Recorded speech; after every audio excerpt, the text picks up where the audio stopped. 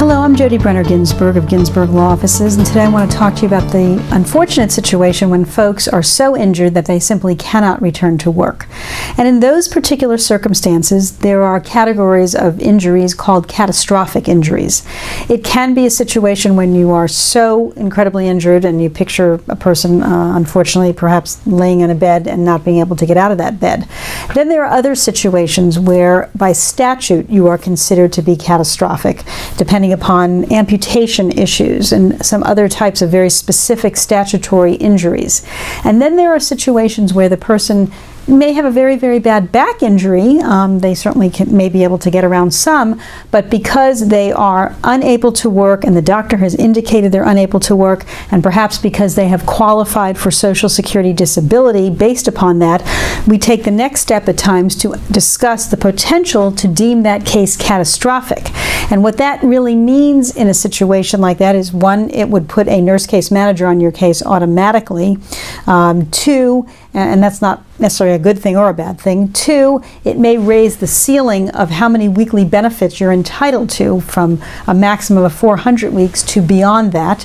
But it doesn't mean that just because you're deemed catastrophic that you can't be undeemed catastrophic, if that makes any sense to you, if you're in that category of unable to work, because at some point you might get better and the doctor might say you could go back to work. So that's a gray area, and it depends on your particular circumstance. And it also depends on whether or not you have or have not applied for Social Security disability, and that is something that you should not do without consulting a lawyer in your workers' compensation case, and if they are not adept at dealing with Social Security disability issues, then talk with a Social Security lawyer. At our firm, we do handle both workers' compensation and Social Security disability, and we can talk to you about both, and we can talk to you about a Medicare set-aside also. All of those things come into play when folks are significantly injured and are unable to return back to work and may be deemed catastrophic. Those are very, very particular circumstances. They can be very complex cases, and you should definitely consult a lawyer. We have handled many in our law firm over the years, and we can certainly advise you. So please give us a call at 770-351-0801, and we'll be more than glad to speak to you about your particular circumstance. Thank you. Hi, this is Jodi, and I hope you found this video helpful. If you'd like to know more about all rights and benefits available to you under the Georgia Workers' Injury Laws, I'd like to invite you to download my Georgia Workers' Compensation Survival Kit that I created for folks just like you. Some of the topics I cover include: can I get fired for filing a work injury claim? 8 critical mistakes to avoid.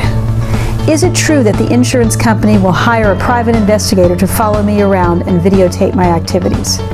What happens when the insurance company is late with my weekly wage payments? 7 specific tactics I recommend to maximize your case settlement value.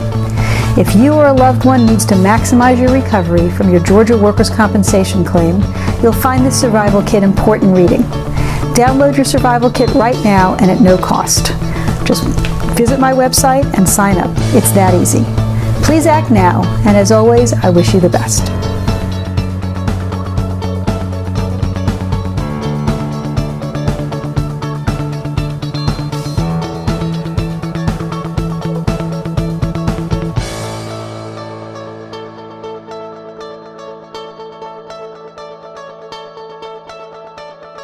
Thank you.